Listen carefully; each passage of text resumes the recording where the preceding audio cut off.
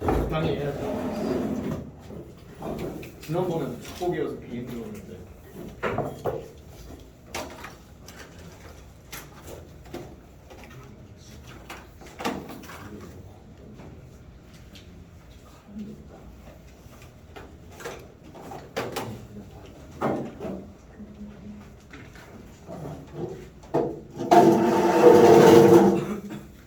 오늘 진산 설명입사 해가지고 핸드폰 집어넣어. 네. 그 진산 설명입사 해가지고 지금 한 반 넘게 빠졌는데 그냥 보세요. 자, 지난주에는 좀 갑작스럽게 일이 생겨가지고 못 와서 미안해요. 그래서 아마 그 물 선생님이 변성함하고 퇴적함을 하셨다고 하는데 우선은 그 지난주 하신 그 수업 내용에서 조금 더 추가를 해서 볼 거니까 조금 더 넣으시면 될 것 같아요. 자, 우선은 퇴적함에 대한 얘기를 잠깐만 좀 더 추가를 좀 해서 봐야 될 것이 있는데 퇴적함은 어쨌든 간에 풍화 침식을 받아가지고 이것이 이제 한 곳에 쌓인 다음에 굳어지는 거, 이것을 보통 퇴적함이다 할 수 있는 것들이지. 근데 이제 그 과정에 대한 것을 설명을 하셨다 하니까 이걸 종류에 대한 것만 우리가 살짝 좀 볼 건데, 퇴적함과 같은 경우는 퇴적물이 무엇으로 쌓여 있는가에 따라가 크게 세 가지로 구분이 돼요. 그래서 우선은 크게 쇠설성 퇴적함이라고 하는 거랑, 그 다음에 유기적 퇴적함이라고 하는 거랑, 그 다음에 화학적 퇴적함. 그래서 이렇게 세 가지로 우선 구분이 되고 있는 것인데, 쇠설성이다라고 하게 되면 이게 새가 분쇄한다라는 뜻입니다. 그러니까 힘을 가해서 그냥 부숴버리는 거. 그래서 보통 자갈이라든지 아니면 모래라든지 진흙과 같은 이런 것들, 암석이 풍화나 침식이 돼가지고 이것들이 이제 부서진 것들, 뭐 이런 거에 의한 것들이 쌓이면 쇠설성 퇴적함. 그 다음에 유기적 퇴적함이다라고 한다 치면 얘네들은 이제 생물에서 기원된 것들. 그래서 어떤 조개나 산호나 아니면 이런 것들이 대규모 살다가 죽어서 분해가 되었을 때 그때 나올 수 있는 퇴적물들에 의한 거. 그 다음에 화학적 퇴적함은 말 그대로 화학 반응에 의해 가지고 생길 수 있는 그런 퇴적함을 화학적 퇴적함이라고 할 수 있다라는 것이지.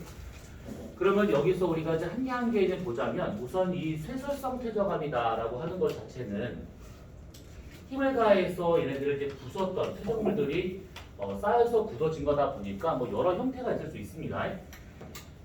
자갈모래 진흙과 같은 것들이 막 만들어지는데, 우선 여기에서 우리가 좀 따져봐야 할 것은 뭐냐면, 여기서 그냥 딱 한 가지만 보면 돼요. 이렇게 바다가 있습니다. 그러면 바다 속으로 자갈과 모래와 진흙이 섞인 상태에서 이렇게 바다 딱 들어갔다 라고 친다고 하면, 그때 처음에 자갈이 얕은 곳에 이렇게 쌓입니다. 그 다음에 좀 더 멀리 가가지고 모래가 이렇게 쌓여요. 더 멀리 가서 진흙이 이렇게 쌓입니다. 그래서 자갈모래 진흙이 이렇게 쌓이게 되는데, 여기서 흔히 오해할 수 있는 것이 여기는 자갈만, 여기는 모래만 이렇게 생각하는데, 그것이 아니라 자갈 안에 모래가 있고 그 중간중간에 진흙이 이렇게 들어간 상태를 말하고 있는 것이고, 그 다음에 모래가 이렇게 됐을 때 모래 중간중간에 진흙이 이렇게 들어가 있는 상태입니다. 그래서 보통 얕은 바다에서는 자갈모래 진흙이 다 있다 보니까 나중에 굳어지게 되면 요놈이 여감이 될 수 있는 것이고, 그 다음에 좀 더 깊은 바다에서는 모래와 진흙이 쌓여있는 상위, 더 깊은 바다에서는 진흙만 쌓여있는 쉐일 또는 이암 같은 것들이 나오더라. 자, 그런데 여기서 우리가 한번 따져볼 것은 요놈입니다. 뭐냐면, 지금 보다시피 여감삼, 쉐일이라고 하는 요것들은 전부 다 이게 수심에 의해서 결정이 되고 있는 것들인데, 얕은 바다냐 깊은 바다냐, 수심이 어느 정도냐에 따라서 이렇게 생성될 수 있는 것이 다르다, 이 얘기인데, 이걸 다르게 본다면 이렇게 될 수 있습니다. 여기서 만약에 얘가 얕은 바다, 깊은 바다인데, 만약에 지각이 이렇게 상하 운동을 하거나 아니면 해수면 자체가 이렇게 상하로 운동을 한다고 하면 뜬금없이 수심이 바뀔 수가 있습니다. 그러니까 우리가 그냥 봤을 때는 이런 형태였는데, 좀 오랜 시간 동안에 땅이 서서히 막 뜬다거나 아니면 뭐 해수면 밑으로 이렇게 쭉 떨어진다거나 이렇게 된다고 하면, 여기나 여기나 이런 데에 수심이 지금은 얕은 바다지만 나중에 더 깊은 바다 될 수 있는 것이고 아니면 물 밖에 드러날 수 있다라고 볼 수가 있는 것들이지. 그럼 여기서 우리가 따질 것은 뭐냐면 상승하강하는 지각이 상승하강하는 이것을 보통 표현을 할 때 위로 올라올 때를 융기한다, 내려갈 때를 침강한다 이렇게 표현을 하죠. 융기와 침강 같은 경우는 그 종류가 그러니까 원인이 여러 가지 있을 수 있는데 여기서 딱 한 가지만 보면 돼요. 뭐냐면 지각 평형. 지각 평형에 대한 것으로 우선은 이제 하나 볼 거고 그 다음에 두 번째는 지각은 그대로 있는데 해수면이 상하 운동하는 경우도 있습니다. 그러면 해수면 상하 운동하는 경우에는 딱 하나 기후 변화에 의해서만 가능하더라라고 생각하시면 돼요. 여기서 이 기후 변화다라고 하게 되면 해수면이 상승하는 것은 따뜻한 시기인 간빙기 때, 그 다음에 좀 추운 시기 빙하기가 되면 줄여서 빙기라고 그러죠. 빙기가 되면 해수면이 떨어지더라 이렇게. 자 그러면 이제 여기서 나온 김에 우리가 요 놈을 먼저 보도록 하자. 지각 평형에 대한 거. 퇴저감에 대한 내용은 아니지만 약간 그래도 한 번은 알고 있어야 될 것들 중에 하나가 뭐냐면 지각 평형설이라고 하는 게 있습니다.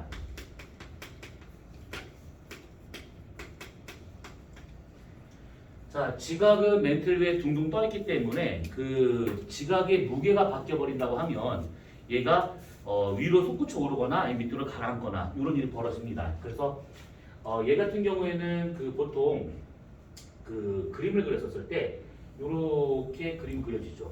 이렇게 이런 식으로 바다가 여기다라고 치고 여기에 맨틀이다라고 친다고 하면 보통 이게 많이 올라가 있는 부분은 많이 들어가 있고 올라오기 얕으면 여기가 좀 얕더라. 이런 식으로 이제 지각이 맨틀 위에 떠 있는 이런 식의 그림을 많이 그리는데 요거 같은 경우에 틀린 말은 아닌데 우선 이게 일반적인 모양이다라고 볼 수가 있는 것들이지.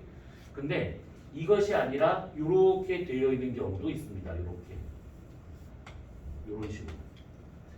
그래서 여기가 높이 올라갔는데 여기랑 거의 비슷하게 잠겨 있는 이런 형태일 수도 있습니다. 그래서 이 두 가지의 지각 평형설이라고 하는 것이 있는데 이 둘 다 실험적으로 증명이 가능해요. 뭐냐면 만약에 이렇게 수조에다가 물을 담아놓고 여기다 나무 토막을 띄웠대요. 두꺼운 나무 토막을 띄우면 이렇게 뜰 겁니다. 수면에 대해서 올라간 게 높으면 그 다음에 깊더라. 근데 만약에 얇은 나무 토막을 띄우면 이렇게 떠야겠죠. 이런 식으로. 수면에 대해서 올라간 게 낮으면 그러면 또 얕더라. 이렇게. 이런 식으로 보는 게 가장 일반적인 실험적인 것이고 이런 모양으로 제일 많이 있습니다. 사실은. 근데 이것을 잠깐 바꿔서 이렇게 볼 수도 있어요. 수면이 이렇게 있는데 만약에 나무 토막을 띄우면 이렇게 뜹니다. 이거 나무 토막이에요. 이렇게. 나무 토막을 띄우면 수면에 대해서 올라간 게 이만큼이니까 들어가면 또 한 이만큼이다. 이거는 뭐 밀도에 의해서 결정되는 거니까 나중에 계산하시면 돼요. 근데 만약 같은 부피로 되어 있는 스티로폼을 띄운다고 하면 이렇게 떠야겠죠. 이렇게. 얘 같은 경우에는 둘 다 이게 나무 토막이다라고 생각을 하면 이런 식으로 수면에 대해서 올라간 게 높으면 얘가 깊다. 이게 2면 이거 이만큼이다.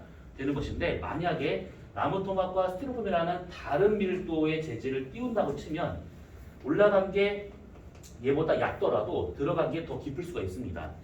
그래서 요런 거냐 요런 거냐 보통 요렇게 되는 것도 이거 가능한 얘기잖아요. 이거. 그래서 실제 지각 중에 요렇게 되어 있는 것들이 좀 있습니다. 그래서 요거를 처음 주장한 사람이 에어리라는 사람이기 때문에 지 이름을 따서 이 에어리의 지각평형설 얘 같은 경우에는 프레트라는 사람이 주장했기 때문에 프레트의 지각평형설이라고 이렇게 이름을 붙여요. 근데 학자 이름은 전혀 중요하지 않습니다. 이게 무슨 이름이 뭐든 상관이 없어요. 결국 중요한 것은 뭐냐면 얘처럼 같은 종류, 그러니까 같은 밀도에 대해서는 수면에서 올라가기 높은 것만큼 들어가기 깊게 되는 게 맞는데 만약에 다른 밀도로 되어 있는 거라면 이것도 가능하더라라고 하는 정도로 알고 있으면 돼요.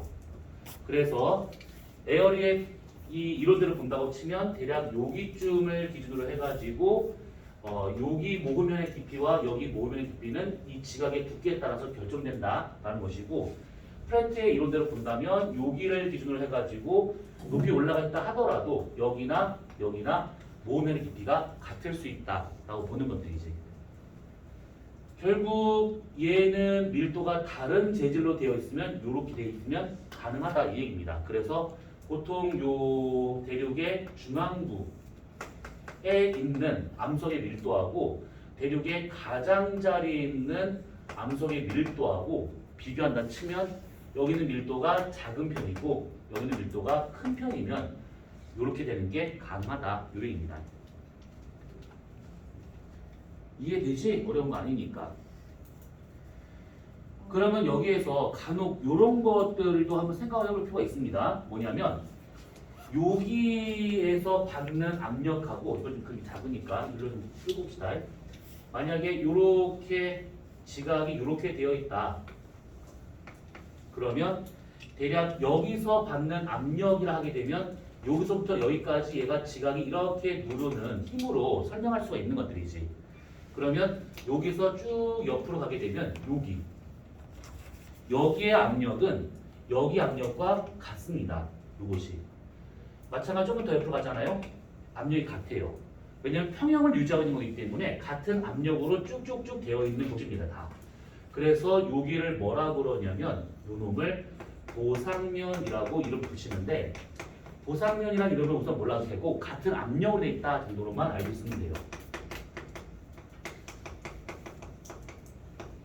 자, 같은 압력으로 되어 있다라고 하게 된다고 치면 우리가 압력 구하는 식은 지지난주에 한번 했습니다. 요거 로 G 델타 H. 그러면 여기서 받는 압력이라게 되면 요 대륙 지각이 누르는 이만큼의 압력으로 우리가 설명할 수 있는 것들이지. 그러면 여기서 받는 압력이라 하게 된다고 하면 요만큼의 멘틀이 누르는 압력 더하기 이만큼의 해안 지각이 누르는 압력 더하기 요만큼의 바닷물이 누르는 압력 세 가지를 합쳐야지만 요만큼이 나와야겠지. 그래서 여기서 받는 압력과 여기서 받는 압력이 같은 거다 치면 요것들은 이제 산수 문제가 될 수 있는 것인데 각각의 밀도가 다 주어지고 그 다음에 두께가 주어진 다음에 예를 들어서 만약에 땅이 얼마만큼 잘려 나가면 얘가 얼마만큼 뜰 것인가 아니면 얼마만큼 무게가 더해지면 얼마만큼 침강할 것인가 이런 식으로 산수 문제로 갈 수는 있습니다. 근데 어차피 구하는 것은 요놈이에요. 요놈. 델타 H. 어차피 압력은 주어질 거고 밀도 다 주어질 거고 중력가속도는 지그은 고정이고 그래서 높이 변화가 얼마만큼 생길 것인가 뭐 요 정도 선에서만 봐두시면 되는 겁니다. 얘네들은. 자, 그래서 쇠설성 퇴적암 중에서 우리가 지금 여감사 함수를 얘기했는데 이런 식으로 우선 지각평형이 되거나 아니면 기후변화가 되거나 그러면 저게 수심이 달라질 수 있다. 뭐 요겁니다. 그럼 한번 예를 들어 묻힌다 치면 이런 경우가 있어요. 만약에 예를 들어서 요렇게 바다가 있었습니다. 이런 식으로. 자, 이렇게 있는 상태에서 처음에 이제 색깔을 한번 구성합시다. 요렇게 자갈이 쌓였대요. 처음에. 그 다음에 모래가 쌓였습니다. 그 다음에 진흙이 이렇게 쌓였대요. 예를 들어서. 근데 이 상태에서 지각이 융기를 하거나 아니면 해수면이 하강을 하거나 해서 해수면이 여기 정도까지 이렇게 떨어진 것처럼 보인다면 얘는 지금 물 밖에 들어왔으니까 더 이상의 퇴적은 되지 않을 것이고 얘가 지금 얘보다 원래 수심이 좀 더 깊은 바다였는데 해수면이 떨어지면서 여기가 얕은 바다 돼버립니다. 그러면 여기에 자갈이 이렇게 쌓여야겠죠. 여기에는 모래가 이렇게 쌓일 겁니다. 한 번 더 해서 만약에 지각이 융기를 하거나 해수면이 밑으로 떨어지거나 그래서 해수면이 여기까지 왔다라고 가정한다 치면 여기서는 더 이상의 퇴적은 불가능하고 여기가 얕은 바다 돼버린 것이죠. 그래서 여기에 자갈이 이렇게 쌓입니다. 그래서 이쪽 지역을 보게 되면 진흙, 모래, 자갈 이런 식으로 쌓일 수가 있다라는 얘기지. 이렇게. 지금 이거 색깔 구분한 것은 시기를 구분한 겁니다. 흰색 시기와 그 다음에 노란색 시기와 빨간색 시기를 구분을 한 것들이 이것이 되거나 아니면 반대도 가능하겠죠. 이렇게 있는 상태에서 만약에 여기에 처음 바닷물 표면이 있었는데 여기 얕은 바다에 자갈이 먼저 쌓여요. 이렇게. 그 상태에서 만약에 지각이 침강을 하거나 해수면이 상승을 한다. 그래서 해수면이 여기까지 만약에 올라왔다라고 가정한다 치면 여기가 얕은 바다가 돼버려요. 그래서 여기에서 이렇게 자갈이 쌓입니다. 여기에는 모래가 쌓여있죠. 이렇게. 만약에 지각이 다시 한번 침강하거나 해수면이 상승하거나 해가지고 여기까지 해수면이 올라왔다라고 본다 치면 이번엔 여기가 얕은 바다 되기 때문에 여기에 자갈이 쌓이고요. 여기에 진흙이 쌓여 모래가 쌓이고요. 그 다음에 여기에 진흙이 쌓입니다. 이렇게. 그래서 이런 식의 모양으로 가능하더라. 요 얘기지. 그러니까 결국은 이런 식으로 수심에 따라서 여감사항실이 쌓이는 형태가 지금 수심이 달라지고 있다는 얘기인데 만약에 이렇게 해수면의 높이 변화 생긴다거나 아니면 지각의 상하운동이 생겨버린다 라고 한다고 하면 쌓이는 모양 자체가 다르게 나타날 수 있다라는 뜻입니다. 완전 다르게. 여기와 여기처럼. 지난주에 요거 퇴적구조 수업을 들으셨으니까 아마 아실 겁니다. 점이측리하고 역점이측리에 대한 거 들으셨지? 그랬었을 때 지금 요 밑에 것이 점이측리와 좀 비슷한 모양이고 위에 것은 점이측리가 뒤집어진 형태로 나타날 수 있는 것인데 점이측리가 뒤집어졌다? 그러면 지층이 뒤집어진 거구나 이렇게 생각할 수 있긴 하겠지만 이 모양을 보면 지층이 뒤집어진 적이 없는 상태에서도 가능하다 이 얘기입니다. 자 그러면 이렇게 되는 것도 있고 땅이 융기를 계속하거나 해수면이 하강하거나 해수면이 하강하는 것은 빙하기 때 가능한 일이죠. 그 다음에 땅이 계속 물속으로 가라앉는 침강이 되거나 아니면 해수면 자체가 위로 상승하고 있는 간빙기와 같은 따뜻한 시기가 되면 이런 식의 모양이 반대면 이런 식의 모양이 될 수 있더라. 뭐 요겁니다. 한 가지 더 추가를 해보자면 이런 것도 있습니다. 요거랑 비슷한 내용인데 이렇게 해수면이 있고 이렇게 이제 바다 속이 있습니다. 자, 자갈과 모래와 진흙이 이렇게 쌓여요. 이 상태에서 융기를 하거나 해수면이 떨어져서 여기까지 이렇게 내려왔다. 여기까지 이렇게 내려왔다. 라고 가정한다 치면 여기에 자갈, 여기에 모래 이렇게 쌓여요. 얘랑 우선 여기까지 똑같습니다. 자, 근데 이 상태에서 얘가 융기를 하지 않고 다시 침강을 한대요. 그러니까 얘는 지금 융기하면서 해수면이 떨어진 것처럼 보였는데 이번에는 이 융기됐던 이 땅이 다시 밑으로 가라앉습니다. 침강을 해요. 그러면 어떤 일이 벌어지느냐? 다시 해수면이 위로 올라가요. 그러면 얘 입장에서는 다시 얕은 바다 됐으니까 여기에 자갈이 쌓입니다. 여기에 모래가 쌓여요. 여기에 진흙이 쌓여야겠죠. 그러면 어떤 일이 나타나느냐? 요 지역. 이 지역을 보게 되면 다른 지역과 다르게 흰색, 노란색, 빨간색 이렇게 보여야 되는 것인데 이 지역은 흰색 다음에 바로 빨간색이 나와버려요. 그러면 요 사이에 있어야 될 지층이 지금 안 보인다는 얘기지. 있어야 될 것이 안 나타나고 있습니다. 흰색과 빨간색은 시간이 연속적인 관계가 아니지. 그래서 요거를 보통 결층, 있어야 될 지층이 빠졌다, 없다, 결층이라고 표현하고 있는 것이고 시간이 흰색과 빨간색의 시간이 불연속적이다라고 볼 수가 있는 것이죠. 그래서 이 놈을 뭐라고 그러냐면 부정합이라고 표현을 하는 겁니다. 부정합. 이 부정합에 대한 것은 나중에 기회가 되면 하는 걸로 하고 우선 이렇게 될 수도 있다라는 겁니다. 지각이 산화운동하거나 해수면이 산화운동하거나 이해할 만해? 그치? 뭐 막 대단하게 어려운 건 아니죠? 그냥 그림만 잘 그리시면 돼요.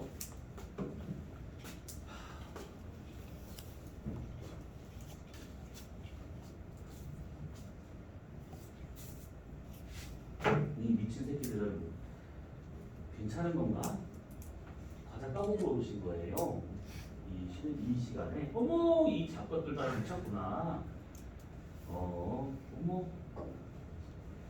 참 지랄도 다 찍었다.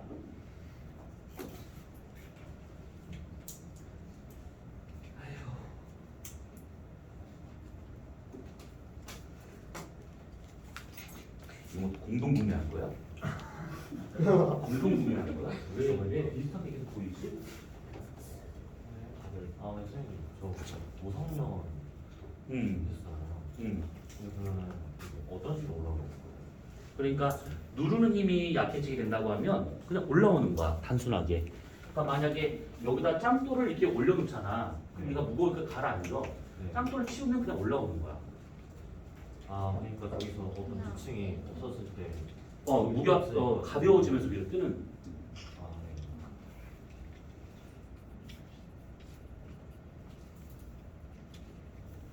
여기 지금 영자필 지원한 사람 있어? 저 뒤에 영자필 지원한 사람은 지금 얘기했던 거는 좀 기억을 해두셔야 돼. 요거는 계산 문제로 종종 나오는 형태니까 그냥 안 나오면 감사하지만 나오면 더 감사할 일이 될 겁니다. 자, 그러면 이렇게 퇴저감 중에서 쇠절성 퇴저감에 대한 얘기는 여기까지만. 자, 그리고 뭐 종류가 몇 가지 되긴 합니다. 뭐 저기 여감삼 쉐일만 있는 것도 아니고 화산 분화에 의한 뭐 음이함도 있고 여러 가지가 있는데 그런 것들은 다 집어치우고 그냥 우리가 봐야 될 것들만 얘기하도록 합시다.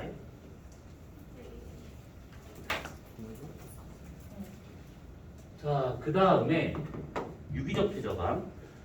자, 유기적 퇴저감과 같은 경우에는 생물에서 지금 기원이 된 것들입니다. 종류는 좀 꽤 많아요. 그런데 그걸 우리가 다 할 필요는 없는 것 같고 여기서는 어느 정도만 봐도 되는 거냐면 탄산칼슘 정도만 기억을 해주시면 돼요. 탄산칼슘. 이 탄산칼슘 그러면 CO3가 되고 있는 중이지. 이게 유기적 퇴저감에서도 이런 형태의 탄산칼슘이 쌓이면 석회암이라고 그러죠. 이런 짱돌이 있는가 하면 화학적 퇴저감에도 이것이 있습니다. 똑같이. 그다음 같은 종류인데 원인만 다른 그런 상태인 것이 있어요. 그래서 우리가 요것만 살짝 정리를 해보자면 얘네들은 크게 두 가지 나눠봤을 때 만약에 생물에서 기원된 거냐 아니면 화학적 반응에 의해서 기원된 거냐에 따라 가지고 이렇게 구분할 수가 있는 것이 바다가 있습니다. 이렇게 된다고 치면 주로 여기서 만들어지는 석회암, 얕은 바다, 천해에서 만들어지는 석회암이 있는가 하면 깊은 바다에서 만들어지는 석회암이 이렇게 있어요. 두 가지로. 이 천해에서 만들어진 석회암이 유기적 퇴저감의 석회암입니다. 이것이. 그 다음에 깊은 바다에서 만들어진 퇴저감이 화학적 퇴저감의 석회암이 되고 있다라고 볼 수가 있는 것인데 먼저 이 유기적 퇴저감의 석회암과 같은 경우에는 얕은 바다에 살고 있는 생물들에 의해서 얘가 형성이 돼요. 그래서 산호라든지 조개와 같은 이런 것들이 살고 있다 다 분해가 되면 저렇게 되고 있더라. 뭐 요겁니다. 근데 여기서 봐둘 것은 뭐냐면 요놈입니다. 요놈. 화학적 퇴저감의 이 석회암과 같은 경우는 좀 약간 과정이 복잡할 수가 있는데 탄소순환이라고 하는 요 과정에 의해서 만들어지게 돼요. 예전에 한번 요 탄소순환에 대한 얘기를 살짝 그림을 그려가면서 한번 한 적이 있었는데 기억을 되살릴 겸 다시 한번 얘기해 보자면 요 놈입니다. 이것도 범위 탄소순환.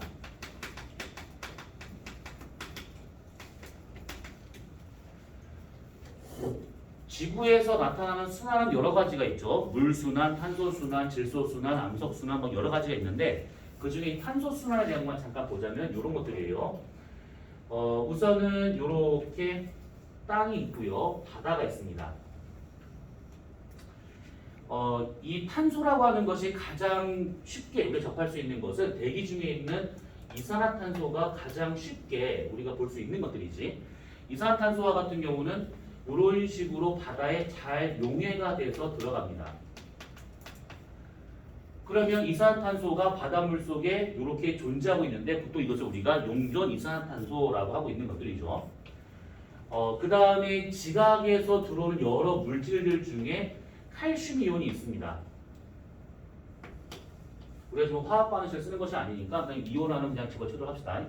그래서 이산화탄소가 대기 중에서 공급되고 있는 중이고 지각에서 칼슘이 들어오고 있는 중이고 그러면 요거 두 개가 바닷속에서 결합이 되면서 여기에 쌓이기 시작합니다. 침전물의 형태로.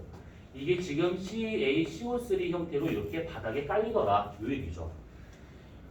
사실 이것이 바다에 깔린다라고 지금 표현을 했는데 이게 수심한 2,500m까지 더 들어가잖아요. 한 3,000m, 4,000m 들어가게 되면 오히려 이 침전물로 형태로는 존재하지 않습니다.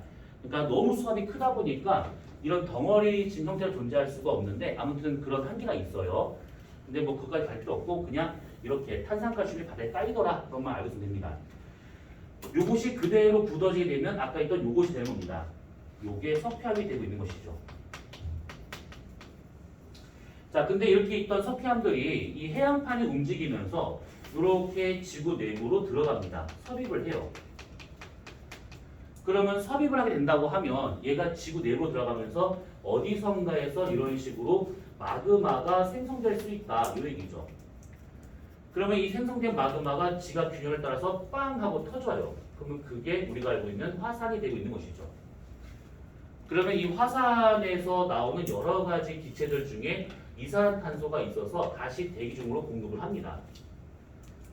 이런 식으로.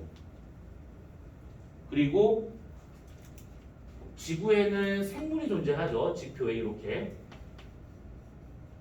그러면 이 생물들이 이산화탄소를 먹고 아니면 동물들이 호흡을 해서 바깥으로 내보내고 이런 식으로 왔다 갔다. 그 다음에 식물 같은 게 죽으면 땅속에 묻혀가지고 지하 자원이 되고 있는 중이죠. 석유나 석탄과 같은 이런 지하 자원이 됩니다. 자, 아무튼 뭐 이렇게 되고 있어요. 그러면 여기에서 탄소가 제일 많이 저장되어 있는 권역이 어디냐? 기권에도 존재하고 수권에도 존재하고 지권에도 존재하고 생물권에도 존재하고 있는 이런 탄소와 같은 것들이 어디에 지금 제일 많이 저장되어 있느냐라고 한다 그러면 압도적으로 석회암의 형태로 제일 많이 저장되어 있습니다. 얘가 제일 많아요. 얘가 압도적으로. 다른 것들은 이거에 비하면 그냥 미미한 수준입니다. 거의. 그 다음에 요거 하나랑 그 다음에 전체 이 탄소 순환이 생길 수 있는 이유가 뭐냐, 그러니까 이거에 대한 원동력이 뭐냐라고 한다 치면 이게 다 순환고리로 연결되어 있기 때문에 어디가 먼저다라고 할 수는 없긴 하겠지만 전체를 이렇게 싹 다 돌릴 수 있는 것은 여기 있는 이 석회암이 지구 내부로 들어가냐 안 들어가냐에 따라서 화산으로 다시 기껏 넘어가는가 이것이 결정될 수 있는 겁니다. 그래서 이 섭입을 할 수 있냐 없냐 이게 중요한 것인데 결국 탄소 순환의 원동력이 뭐냐라고 하게 되면 이렇게 해양판이 움직여서 밑으로 섭입을 할 수 있는 요게 있어야 가능하다 요겁니다. 그럼 결국은 지구의 내부 에너지 다른 말로 하게 된다고 하면 멘틀 운동이 있어야 탄소 순환이 나타난다 이렇게 볼 수가 있는 겁니다. 화성과 같은 경우에는 이 석회암이 그 화성 표면에 잔뜩 깔려 있는데 멘틀 운동이 없다 보니까 화성 내부로 얘가 못 들어가요. 그래서 이제 탄소 순환이 멈춘 그런 행성이 되고 있는 것이지. 그러다 보니까 되게 추운 행성이 된 겁니다. 자, 어디 많이 저장되어 있는가, 그 다음에 얘가 왜 나타나는가, 그거랑 그 다음에 세 번째는 요게 나오면 당연히 우리가 지구 온난화를 한번 생각을 해봐야 돼요. 사람이 등장해서 지하 자원을 캐내가지고 이렇게 다시 추가적으로 대기 중에 공급하고 있는 것이죠. 이산화탄소가 많아집니다. 그래서 대기 중에 이산화탄소가 많아지는 그 현상이 지구 온난화가 되고 있는데 지금의 상황에서는 사람에 의해서 이산화탄소량이 증가되고 있는 거 가장 지금 주요한 이유인데 시간이 가면 갈수록 지금 어떤 일이 벌어지고 있냐면 사람이 더 이상의 이산탄소를 배출하지 않는다 하더라도 바닷속에 얘가 들어가는 것이 지금은 쉽지가 않아요. 그래서 지구온난화는 사람에 의해서 처음 이제 시작이 됐고 이게 쭉 발달해 왔는데 앞으로는 사람의 어떤 인간의 어떤 경제 활동은 전혀 상관없이 바닷물 속에 들어가는 이 용해량이 감소가 되면서 지구 온난화는 어쩔 수 없이 더 가속될 수밖에 없다 이렇게 보시면 되는 겁니다. 지구가 더워진다, 바닷물 표면의 온도가 올라간다, 그러면 기체 용해도가 떨어진다, 그러면 대기 중에 있는 이산탄소가 안 들어간다 이거죠. 얘가 감소한다라고 하는 것은 기온이 상승한다, 그러면 바닷물 표면의 온도, 수온이 상승한다. 그래 된다면 기체 용해도가 줄어든다. 그래서 용해량이 줄어든다. 대기 중에 이산탄소량이 더 많이 남아 돌겠다 이 얘기죠. 그래서 요거까지 탄소순환은 요 정도까지는 좀 받을 필요가 있습니다. 자, 그래서 이 석회암 중에서 우리가 깊은 바다에서 만들어지는 석회암은 저렇게 화학적 퇴적암으로 볼 수 있는 것이고 탄소순환 때문에 생기고 있는 것들인데 우리나라에서의 석회암이라 한다 하면 요거는 우리나라 짱돌 중에서는 그나마 좀 중요한 편이니까 여기에 지금 주로 분포하고 있죠. 여기에 요 지역은 우선 우리나라에서는 강원도 영서지방, 태백산맥의 서쪽 지방 거기에 지금 많이 묻혀 있습니다. 우리나라에서 나오는 이 석회암은 아주 질이 좋아요. 전 세계적으로 내놓을 만큼 상당히 질이 좋은 상태고 이게 만약에 석유였으면 우리나라는 대박친 산유도 됐었을 거야. 이 정도의 매장량이 있다 치면. 근데 매장량이 하필이면 석회암이야. 짱돌이야. 석회암이 전 세계적으로 우리나라만큼 많이 나오는 나라 별로 없습니다. 어마무시해. 그냥 파녀 석회암이야 그냥. 에휴. 아무튼 그렇습니다. 그래서 이 영서지방에 많이 몰려 있는 것이고 여기에서 생긴 석회암과 같은 경우에는 얕은 바다에서 생긴 그런 석회암입니다. 생긴 시기는 고생대 때 만들어진 거다라고 보고 있고 그래서 고생대 얕은 바다에서 살던 생물이 화석으로 잘 나오죠. 삼엽충. 그래서 우리나라 영서지방을 포함한 저 지역에는 진짜 뭐 우리나라는 거의 이렇게 좀 비약적으로 말하면 한 3분의 1 정도는 그냥 다 석회암이에요. 그냥 삽질만 하면 석회암, 삽질만 하면 석회암. 그래서 이렇게 고생대 때 만들어진 그런 거다 보니까 매장량도 많고 삼엽충이라는 화석도 겁나 많습니다. 삽질만 하면 석회암인데 돌로 한번 깨보면 거기에 화석이 막 나와요. 그냥. 자, 그래서 이렇게 되고 있는 것들 있고 그 다음에 유기적 퇴적암은 요만큼만 보고 화학적 퇴적암에서는 요 정도만 보시면 될 것이 뭐냐면 암염이라고 하는 것이 있는데 이거 지난주에 하신 것 같은데 암염이나 아니면 석고와 같은 것들 이런 것들은 다 뭐냐면 증발암이라 해가지고 바닷물이 증발을 해서 바닷물 속에 있던 염료들 일부가 얘가 이제 침전이 돼가지고 쌓여서 굳어진 게 암염 또는 석고입니다. 암염은 알고 있는 그거예요. 그냥 돌소금. 그래서 염화 나트륨이 얘가 쌓여서 굳어진 것이고 석고와 같은 경우에는 그 바닷물 속에 있는 염료들 중에 황산염 계통 같은 것들이 있는데 그런 것들이 굳어지게 되면 이렇게 석고가 될 수 있더라. 이겁니다. 결국은 증발에 의해서 생긴 바닷물이 증발돼서 생긴 그런 짱돌이구나 라고 받고 있으면 되는 겁니다. 얘네 같은 경우에는 그 만들 수 있는 환경이 거의 뭐 정해져 있습니다. 바닷물이 다 증발을 해서 침전물로 바다에 깔릴 정도로 얘 같은 경우에는 얕은 바다여야 되는 것이고 그 다음에 바닷물이 빠르게 증발할 수 있어야 되기 때문에 건조한 환경일수록 얘가 잘 만들 수 있다는 얘기죠. 대표적인 경우가 어느 곳이냐면 석호라고 하는 것이 있어요. 석호. 이게 뭐냐면 요렇게 이쪽이 지금 바다가 돼요. 그 다음에 이쪽이 육지가 됩니다. 바다가 육지로 들어와 있는 이런 상태를 보통 만이라고 하죠. 만. 이 만과 같은 경우가 있는데 이 만의 입구에 보게 되면 이렇게 돌출되어 있는 퇴적 지형이 있습니다. 이렇게 돌출되어 있는. 이거는 바닷물이 들락날락거리면서 퇴적물들이 가다 걸리고 오다 걸리고 그래서 이런 식으로 막혀있는 부분이 있는데 이런 것들을 사주라고 해요. 사주. 이 사주와 같은 경우는 시간이 가면 갈수록 점점점 이렇게 확장을 합니다. 점점점 이렇게 확장하게 돼요. 그래서 언젠가는 이 사주끼리 서로 이렇게 연결이 될 수가 있습니다. 이런 식으로. 그러면 만이었던 이 바다가 사주에 형성된 물로 해가지고 여기가 막혀버리게 돼요. 그러면 여기에 바닷물이 갇혀가지고 호수가 되는데 이런 호수를 염수호라고 하고 그런 호수를 석호라고 하는 겁니다. 사회 같은 게 사회 같은 거. 사해는 아예 다른 개념인 것이지. 거기는 바닷물이 그냥 계속 공급되고 있는 중이고 더 이상 얘는 공급이 안 되는 중이고.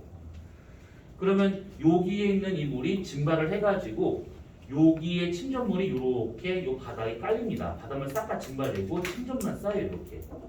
그러면 요것이 요거 아니면 요것들 나타날 수 있다라는 얘기죠.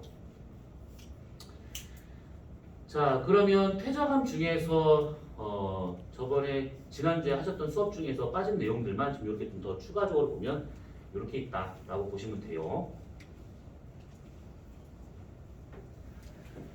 자, 그러면 퇴적함은 여기까지.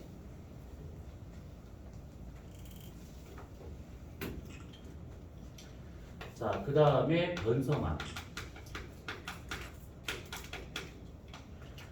자, 성질이 변한 암석, 변성함이 되고 있는 것인데, 자, 우선 이 변성함과 같은 경우에는 우리가 변성작용을 먼저 좀 따져볼 필요가 있어요. 변성작용이라게 되면 크게 한 몇 가지가 있는데, 우리가 두 가지만 보면, 하나는 접촉 변성작용이라고 하는 것이 있고, 하나는 광역 변성작용이 있는데, 이거 지난주에 한 거에 조금 더 그냥 추가하는 겁니다.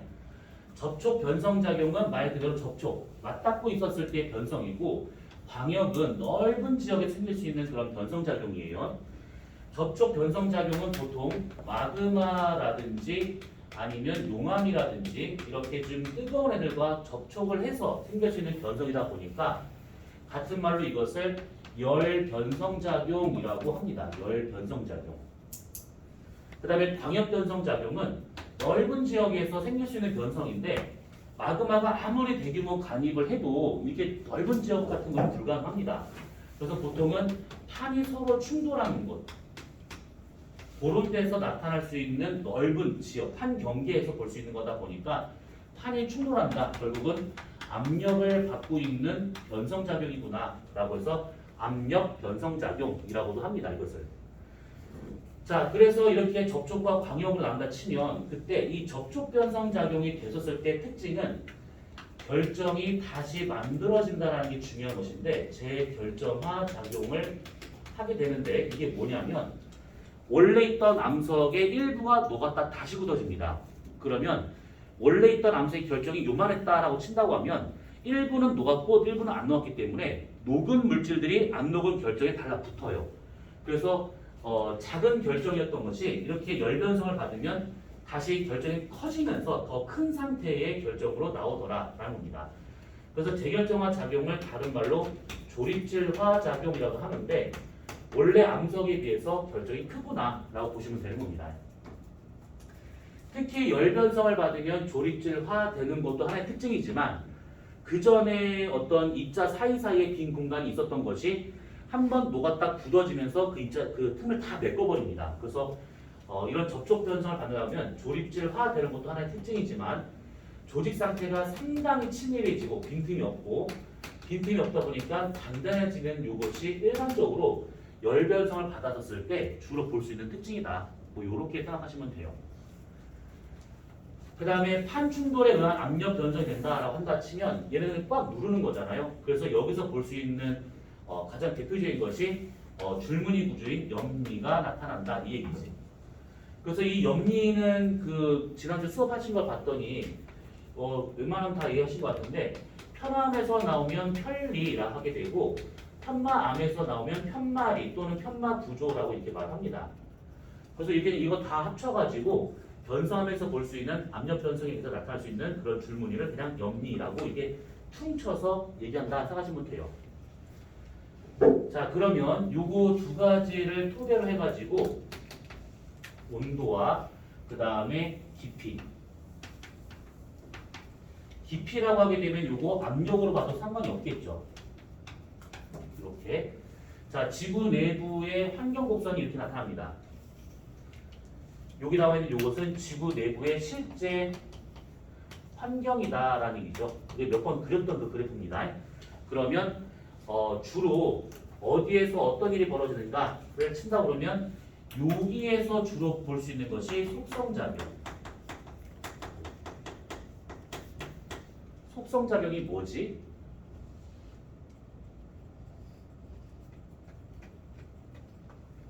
속성작용이 뭐지? 최저감이 형성될 때 그렇죠. 최저감이 만들어지는 과정이죠. 압축작용, 교결작용, 합쳐서 속성작용. 그 다음에 여기서 열변성을 하면 얘가 관입을 하거나 용암과 맞닿고 있는 거잖아요. 그래서 고온이면서 지표 근처에서 만들어지는 겁니다. 여기서 볼 수 있는 것이 열변성작용, 그러니까 접촉변성작용. 그 다음에 광역변성작용과 같은 경우는 판이 서로 충돌하는 거다 보니까 판과 판 사이에 찡기는 거잖아요. 그러다 보니까 깊은 데서도 가능합니다. 압력을 크게 받는다. 깊은 곳이다. 압력을 크게 받으면 당연히 온도가 올라가야겠죠. 그래서 주로 여기에서 나타날 수 있는 것이 광역 변성작용이다라는 얘기죠. 그래서 지구에서 보면 이런 식으로 속성작용, 접촉 변성작용, 광역 변성작용이 나타날 수 있는 환경이 좀 다르다 이렇게 볼 수가 있는 겁니다.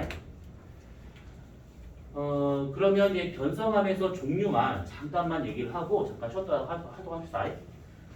자, 우선은 가장 많이 얘기가 되는 것은 쉐일.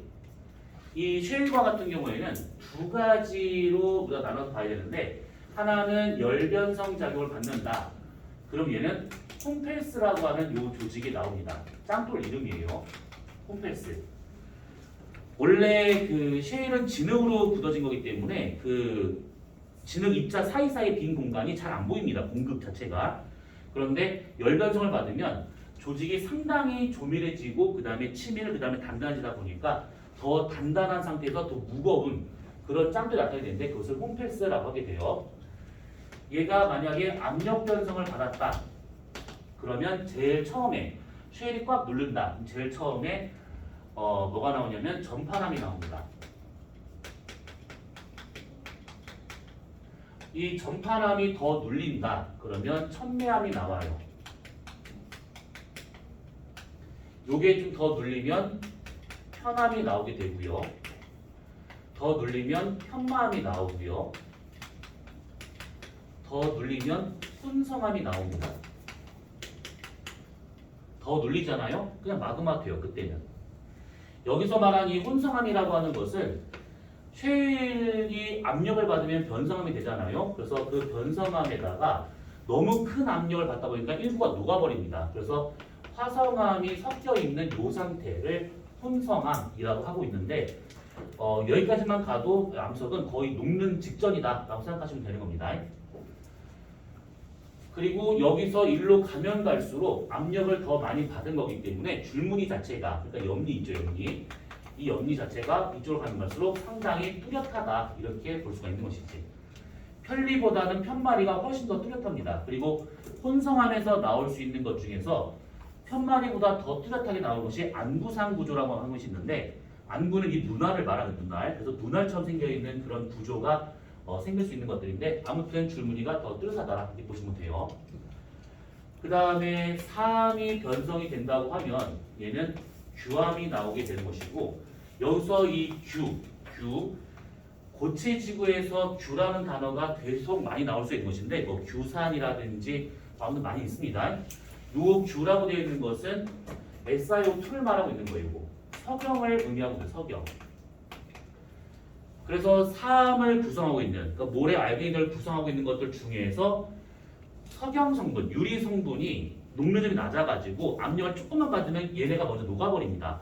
그 녹은 애가 쭉 빠져나와서 굳어지게 되면 그것이 규암이 되더라라는 얘기인데, 유리 성분이다 보니까 그리고 쉽게 녹다 보니까 불순물이 들어가면 이 규암과 같은 경우에 색깔이 아주 다양하게 나타날 수 있습니다. 어떤 것은 주황색 나타나기도 하고 노란색 나오기도 하고 녹색이나 갈색 같은 거 나오기도 하고 어떤 것은 빨간색 나오는 경우도 있고 아무튼 뭐 그렇습니다. 그 다음에 여감은 변성함이 없어요. 여감은 열이든 압력을 받으면 어차피 이렇게 진흙이나 모래 정도로 가기 때문에 이 상태로 넘어간다 보시면 되고, 그 다음에 화강암. 화강암 같은 경우에는 이거 변성이 되면 화강 편마암이라고 하는 것이 나옵니다. 여기서 말하는 이 편마암하고는 다른 편마암이에요. 뭐냐면 여기 쉐일이 변성되고 있는 이 편마암은 검은색 바탕에 흰색 줄이 가 있는 편마암이고, 얘는 흰색 바탕에 검은색 줄이가 있는 게 요겁니다. 그러니까 이거 다릅니다. 이것이 서로.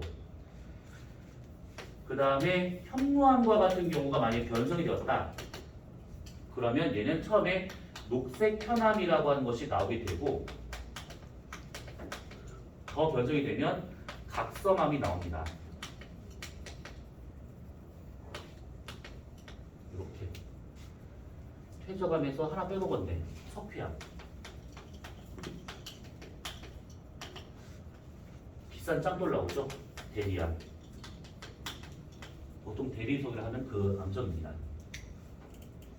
이렇게 한 5가지 정도만 알고 있으면 되는데 여기서 그걸 다 알 필요가 요거는 그냥 봐두시면 되고 여기서는 요것만 최일 정도로만 우선 잘 봐도 됩니다. 다른 것들은 그냥 참고 정도 봐도 되고 최일이 제일 중요하다고 생각하시면 돼요. 변성암 중에서는 요렇게 광물과 짱돌 하다 보면 어쩔 수가 없어요. 뭐 따로 뭐 이해하고 자식할 게 없기 때문에 그냥 쭉 적기만 하시면 돼요. 질문 없어야 할 것이야. 자, 그럼 쉬었다 하도록 합시다.